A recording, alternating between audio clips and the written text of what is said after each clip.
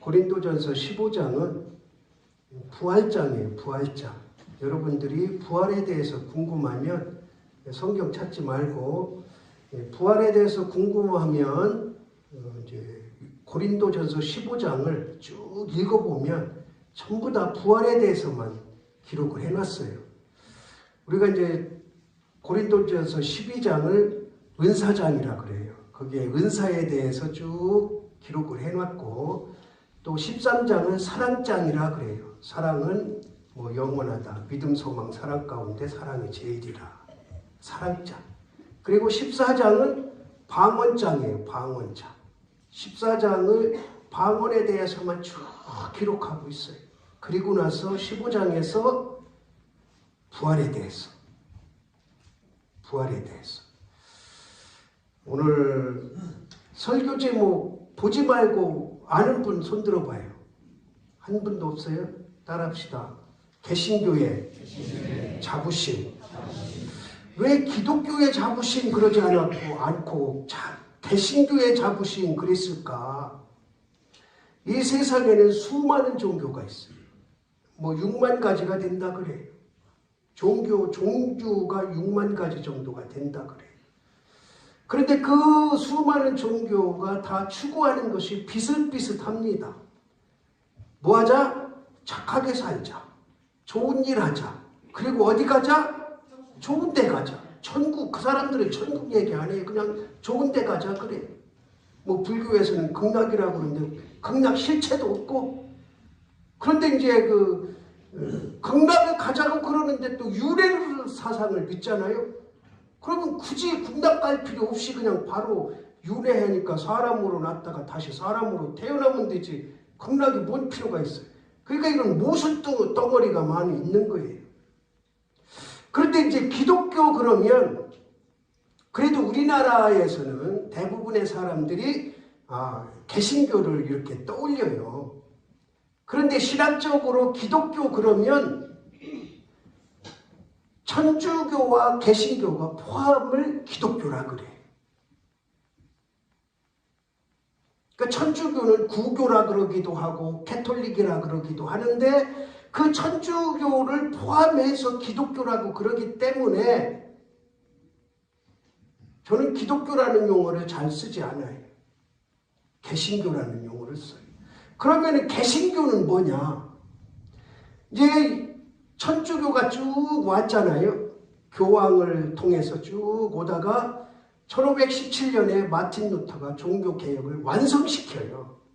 그 전부터 종교개혁이 쭉 일어나다가 1517년 마틴 루터가 종교개혁을 완성시키고 이제 수배를 당할 수배. 그 당시는 정권을 누가 잡았냐? 교황청에서 잡았어. 그러니까 권력이 어마어마한 거죠. 그러니까 그 당시 독일에 칼 5세라는 왕이 있었어요. 왕. 그러니까 교황의 하수인이 돼서 저 마틴 루터 죽여야 된다. 마틴 루터를 살려주어서는 안 된다. 그래서 칼 5세가 마틴 루터를 단죄하도록 칙령을 내려요. 칙령. 이 단죄 칙령이 뭐냐면 누구든지 마틴 루터를 만나면 그 자리에서 죽여도 된다. 그거예요. 그러니까 이 교황청에서 얼마나 마틴 루터를 미워하고 싫어했는가. 그러니까 독일 사람들이 전부 일어나요. 들고 일어나. 우리가 쉽게 이해하면 데모를 하는 거예요. 데모. 그 말은 그 데모라는 말은 데모크라시이기 때문에 프로테스탄트라는 거는 한 거예요. 한 거. 따라합시다. 한 거 한다. 그런데 프로라는 말이 들어갔다는 것은 따라합시다. 강력하게 한 거 한다. 그러니까 우리 개신교는 종교 개혁을 반대하는 것에 강력하게 항거하는 교가 우리 개신교예요. 그러니까 여러분들은 개신교를 선택해서 믿는다는 것에 대한 엄청난 자부심을 가져야 돼. 그러면 왜 자부심을 가져야 되느냐? 천주교는 아주 잘못된 게 세 가지가 있어요. 잘못된 거 세 가지. 하나는 마리아 숭배설을. 천주교 신부들을 이렇게 미사나 뭐 할 때 예수님 얘기 잘 안 합니다. 뭐 여기저기 유튜브에 보면 무슨 신부 하나 나와서 웃기는 소리 많이 하는데 저도 가끔 한 번씩 요즘에는 안 듣지만 예수님 얘기 절대 안 해. 누구 얘기만 해? 마리아 얘기만 해. 마리아 숭배를 해. 그리고 교황 무호소를 믿어요. 우리는 무슨 무호소를 믿어요? 성경 무호소를 믿어요. 성경은 하나도 흠이 없다. 성경은 하나님의 말씀이기 때문에 우리가 100% 1000% 다 믿어야 된다 하는 것이 우리 개신교의 사상이에요. 따라합시다. 성경 무호설. 그러니까 성경에 있는 말씀은 다 그대로 믿으면 되는 거예요. 근데 천주교는 그러지 않아요. 교황 무호설이에요. 그러니까 교황이 한마디 하면 거기에는 흠이 전혀 없다는 거야. 이게 말이나 되는 겁니까? 교황도 사람이고 교황도 죄를 짓고 교황도 죄인으로 태어나고 그런데 간혹 보면은 교황이 정신이 흐리멍텅해질 때가 있어요. 교황은 종신제예요. 종신제. 죽을 때까지. 그러니까 나이가 많이 먹어가지고 정신이 흐릿해져. 그런데 막 조금 표현이 그렇지만 이상한 소리도 하고 헛소리도 해. 그래도 무호설이야. 무호설. 도대체. 그리고 또 하나 고해성사를 해. 고해성사.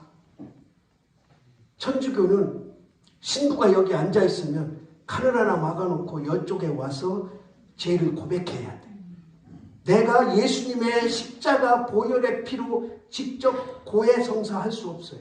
고백할 수 없어요. 내 죄를 우리는 십자가 앞에 예수 그리스도의 보혈을 의지해서 고백하면 죄가 용서받는다고 믿잖아요. 믿습니까? 여러분 그렇게 죄를 고백합니까? 근데 천주교는 그렇게 안 해요. 누가 중간에 껴? 네, 신부가 중간에 껴요. 이 신부도 죄인이요. 신부도 잘못할 수 있어. 신부도 죄를 짓을 수 있어. 근데 죄인이 죄인을 용서해. 그 말이 안 되는 거잖아요. 그래서 저는 기독교 그러면 천주교 포함이기 때문에 개신교라는 말을 강력하게 구원을 방해하는 것에 항거하는 프로테스탄트 개신교. 그것이 우리의 자부심이에요. 그러니까 여러분이 천주교 안 믿고 불교 안 믿고 세상에 수많은 종교 안 믿고 개신교를 믿는다는 것에 자부심을 갖길 바랍니다. 근데 이거 갖고는 좀 모자르지 않아요? 모자라요. 그러면은 어디서 궁극적인 자부심을 찾아야 되느냐? 따라합시다. 부활의 주님을 믿는다. 부활의 주님을 믿는다.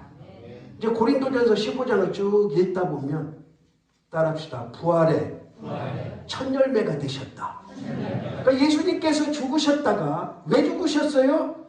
나의 죄 때문에. 아무 죄도 없이 태어나셨어.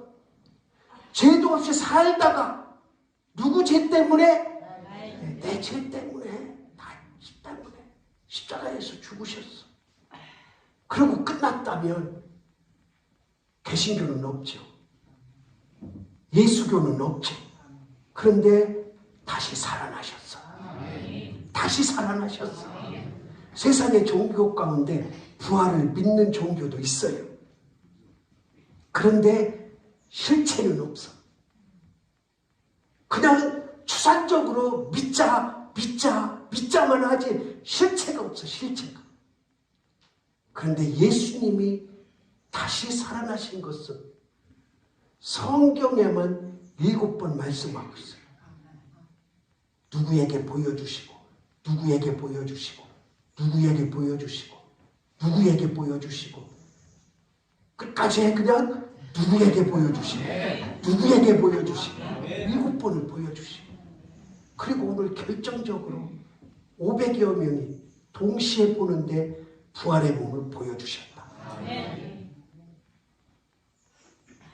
예수님께서 부활하신 것은 역사적인 사실이에요. 역사적인 사실. 그냥 추상적이고 꾸며내고 누가 만든 말이 아니고 역사적으로 실제로 일어났던 사실. 여러분 한번 생각해 보세요. 성경에 기록된 것만 7번이고 부활하신 몸으로 나타나셔서 사람들에게 보여주신 것이 성경에 기록된 것만 7번이고 한 번에 동시에 500여 명이 봤어요. 이거를 거짓말이라고 할 수 있을까요?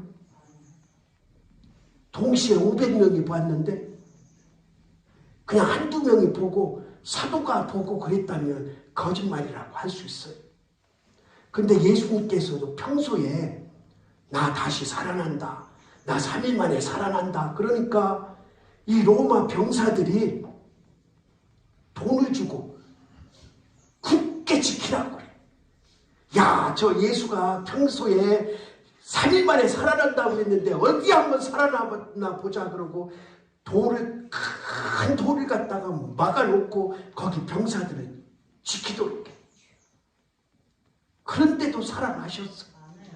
그러니까 이 로마에서 어떻게 하느냐, 군인들한테 돈을 집어주고, 야, 어떤 놈들이 예수님 제자들이 와서 우리를 쓰러뜨리고 시신을 훔쳐갔다고 그러라고.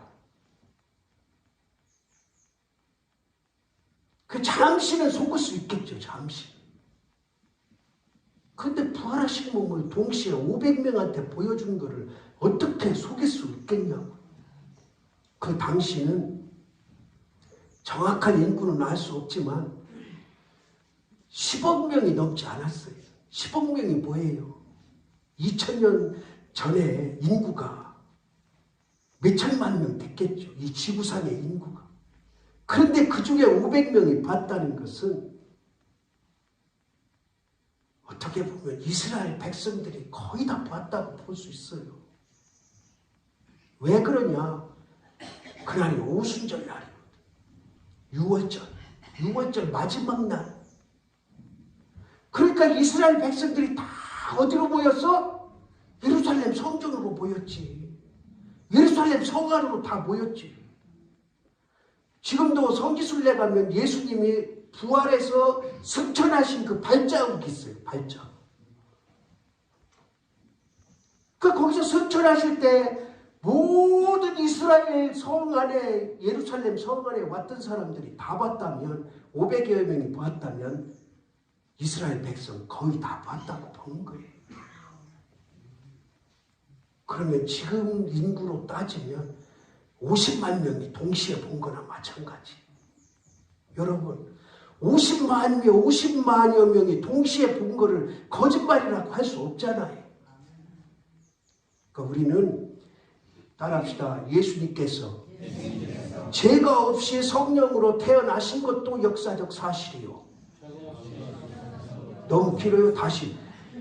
죄가 없이 성령으로 태어나신 것도 사실이요. 십자가에서 피 흘려 죽으신 것도 사실이요. 사흘 만에 부활하신 것도 사실이다. 아멘. 할렐루야. 그러니까 여러분들은 개신교의 자부심이 뭐냐?